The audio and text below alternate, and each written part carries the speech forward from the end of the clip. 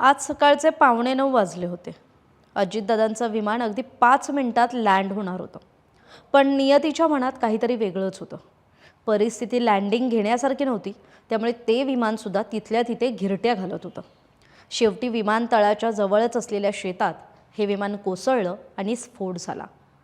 कामाचा माणूस अशी ओळख असलेल्या महाराष्ट्राच्या अजितदादांच्या हा शेवटचा क्षण होता। प्रत्यक्षदर्शींनी सांगितलेले अनुभव तर फारच भीषण आणि थरारक आहेत, अंगावर काटा आणणार आहेत। 28 जानेवारीची आजची सकाळ महाराष्ट्रासाठी अत्यंत दुर्दैवी दिवस असं म्हणावं लागेल। सकाळी 8 ते 9च्या दरम्यान राज्याचे उपमुख्यमंत्री अजित पवार यांचं निधन झालं। घटनास्थळी धावून गेलेल्या एका महिलेनं सांगितलं की विमानाने एक घिरटी मारली आणि दुसऱ्यांदा ते घिरटी मारत होतं, पण ते खूपच खालून गेलं आणि कोसळलं आणि मग स्फोट झाला। आम्ही फोन केल्यानंतर विमानतळाचे पोलीस आणि कर्मचारी धावून आले, पण स्फोट इतका भीषण होता की कोणी काहीच करू शकत नव्हतं। त्यानंतर अग्निशमन दल तिथं पोहोचलं। तर दुसऱ्या एका प्रत्यक्षदर्शी महिलेनं अनुभव सांगताना म्हटलं की आम्ही बादलीनं पाणी आणत होतो, साईडला एक बॉडी उडून पडली होती। आम्ही ब्लँकेट दिलं आणि पोलिसांनी बॉडी गुंडाळून घेतली। तिसऱ्या प्रत्यक्षदर्शी व्यक्तीनं सांगितलं की सकाळी 8:45च्या सुमारास विमान कोसळलं आणि लगेच 2 बॉडी बाहेर फेकल्या गेल्या। चेहरा काही दिसत नव्हता, पण गॉगल आणि घड्याळ यावरून हे दादाच आहेत हे आम्ही ओळखलं। हे विमान खरं तर विमानतळावरच केवळ 5 मिनिटात लँड झालं असतं तर आजची दुर्दैवी घटना टळली असती। मुख्यमंत्री देवेंद्र फडणवीसांनी खरं तर अजितदादांच्या निधनानंतर प्रतिक्रिया देताना म्हटलंय, असं नेतृत्व घडायला मोठा काळ जातो।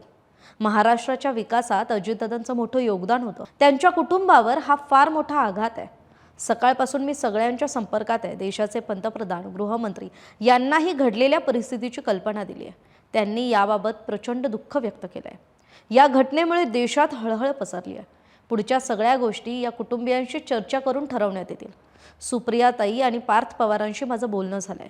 संपूर्ण परिवार बारामतीत पोहोचल्यानंतर त्यांच्या संमतीनंच पुढचे निर्णय घेतले जातील। 3 दिवसांचा दुखवटा जाहीर करण्यात आलाय। शासकीय सुट्टी सुद्धा जाहीर केलेली आहे। दमदार आणि दिलदार मित्र मी गमावलाय, अशा भावना मुख्यमंत्री देवेंद्र फडणवीसांनी व्यक्त केल्या आहेत। राज्याचा कर्तृत्ववान आणि हरहुन्नरी नेता अशी ओळख असलेल्या लोकनेता अजित पवारांना सकाळ माध्यम समूहातर्फे भावपूर्ण श्रद्धांजली।